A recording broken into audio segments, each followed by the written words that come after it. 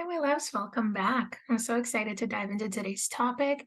It was actually inspired by a quote I heard when I was talking to someone. The bad things in your life were loud, the good ones were consistent. And when I first heard it, it was a bit of a mental, what did I just hear? Right? Like I fought it. I was like, no, you don't know my life. You don't know what I've been through. Right. But the truth is that sometimes we tend to fixate on the things that are wrong. So a lot of us go through life with our victim mentality, telling everybody, well, me, life is so hard. My trauma, it happened to me. And I am not dismissing trauma. Believe me, I've lived through so many things from sexual trauma, divorce, physical abuse, literally you name it.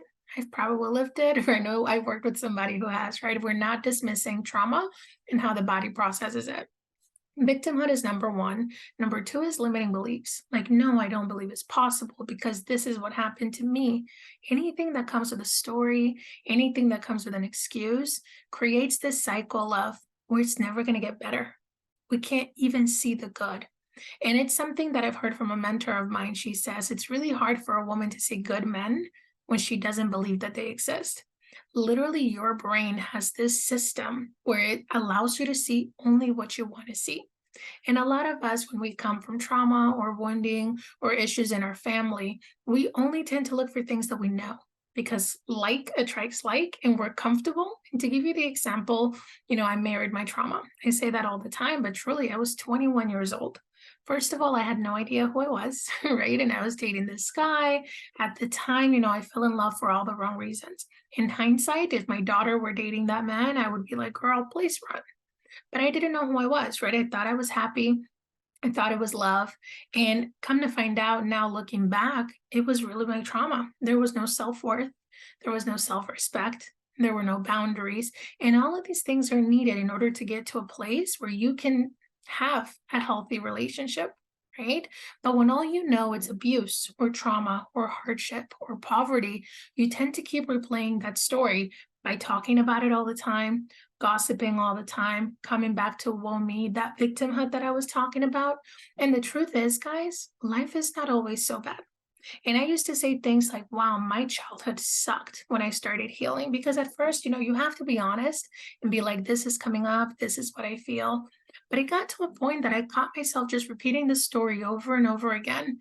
And there was no part of me that was willing to see the good until my coach at the time said, okay, so what was good about your childhood? I was like, nothing. She goes, you never played as a kid? I was like, yeah, I used to. She was like, what was your favorite thing? I was like, I used to love to dance. I used to love to put on shows. I used to love to turn the camera on and just be like silly and laugh with my friends. And as I was saying all of this, my entire demeanor shifted. And she was like, so your childhood was always bad. And I was like, yeah. She goes, even though you got to play and laugh and do all of these things. And it was almost like this little aha moment in my brain of like, oh my goodness, like it's like I dismissed everything that was fun, everything that was good. Anytime I got to be a child, and I just hyper fixated on the ones that had an emotional charge. So that is how our brain works. We literally sit in the energy of whatever feels the heaviest. And for a lot of us, anything that comes with trauma comes with a really big emotional charge. What I mean by that is it comes with a physical reminder, a physical emotion. There's like a chemical something that happens in your body that it's like, oh, I used to be afraid, or oh, I have so much rage, or oh, I'm so sad. So because it comes with the feeling, it's a lot easier for us to recall it. Right? Because we're like, man, I remember when I felt sad, and you can think of a million things. I remember when I was angry, and you can think of a million things. But when somebody asks you, when was the last time you were happy? Most of us just kind of stay buffering and searching, and like we are not able to find it. And I want to help you challenge that. So, the concept of this video and the reason why that quote resonated so deeply is that what was loud was the bad, what was consistent was the good. How do I know? You're alive. You're here. You made it. There's good in your heart. You care about your friends. You may or may not have a relationship with your family, but you have people. You matter. You're here. You're doing something, meaning there is good in you. And there is no way, if everything was bad, that you could just show up and have good reflected out of you because you can only give what you have, right? So something good made it in. Now, again, perception is reality. I'm not here to convince or sell you on that idea. I'm just here to hopefully empower you to look deeper. Now, I do want to leave you with a journaling prompt because usually this is where I go deeper and I'm able to figure out, what is it that I'm not willing to see? Because a lot of times there's a lot of things we're pretending not to know. Because if we admit, for example, my childhood wasn't that bad, then I have to throw away the story of because I went through, example, sexual trauma, I'm not able to have a healthy relationship. It actually means I have to work on it because I can either choose to focus on the trauma or I can choose to focus on the skills that I learned. Like, man, I'm a really quick learner. If I want to change something, I just got to learn the right way to do it and put in effort. So, a lot of times we want to pass on the blame, release responsibility, play the victim. And I want to challenge you to look for yourself.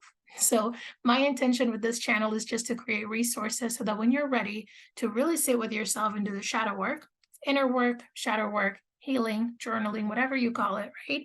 To sit with yourself and be honest, that's what's going to change the trajectory of your life. So, for this journaling prompt, I want you to map out number one is going to be what do I remember, or what are the things that I talk about the most when it comes to my childhood or my past, depending on how old you are. If you're in your 20s, childhood. If you're in your 30s, 40s, 50s, probably the last couple of years, what are the things that you keep coming back to? And I'll give you the example of my divorce. For a while there, that's the only story that I told. For a while there, I caught myself talking about how stressed, how much fear, how I had no money, and all of this hardship, right? Either that or talking about people who had healthy relationships saying they're not real, right? Because that's how I felt internally. So I want you to be really honest. And number one, just map out what is it that you keep coming back to? What story is it that you keep repeating that's sitting in the negative, right?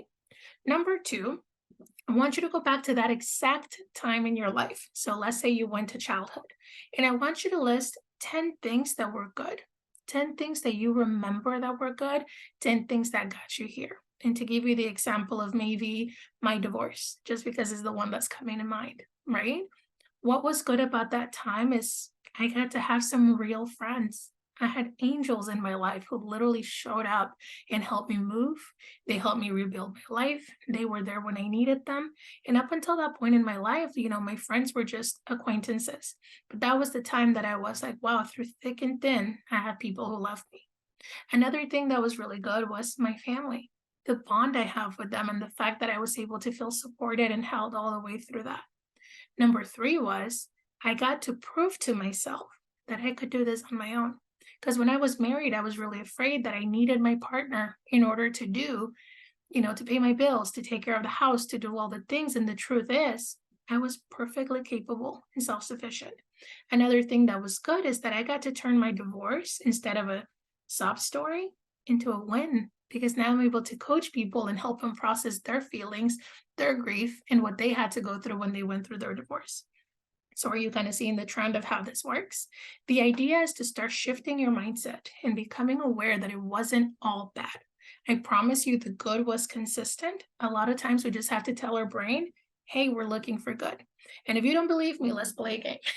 Go ahead and close your eyes and try picture the color red. And then in about 2 seconds, when I count, I want you to open your eyes and I want you to find the first two red things in the room with you. Ready? 1, 2. Look around. What do you see that's red? Go ahead and name it out loud. Drop it in the comments for me. Did you see how quickly your brain was able to place those things?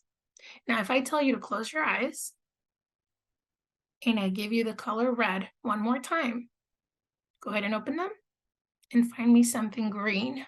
Go ahead. Did you see what just happened to your brain? It's like, oh my gosh, red. I remember red. I'm coming back for red. So in this scenario, pretend the red is the bad. We're used to red. We get it. We know where it is. We've seen it. We've lived it. When you closed your eyes again and I told you look for green, your brain is like, what is green? I don't know what that color is. And it probably short-circuited. That is literally what is happening behind the scenes. And I want to help you become aware and break that pattern. So let me know how this goes. Let me know if you have any questions, if you want me to go any deeper. I am so excited to be placing resources here. So any area of your life that you find yourself struggling in, any area that you need additional support in, allow me to be your bestie. Literally, my intention is just to come here and serve and to give you some of the tools that literally saved my life and got me from a place of despair and victimhood to a place where I'm in control of my life and I get to get back. So I love you guys. If your content resonated for you, definitely give me a follow, a like, subscribe, share it with your friends. And if not, I hope this video served you today. Take care. Bye-bye.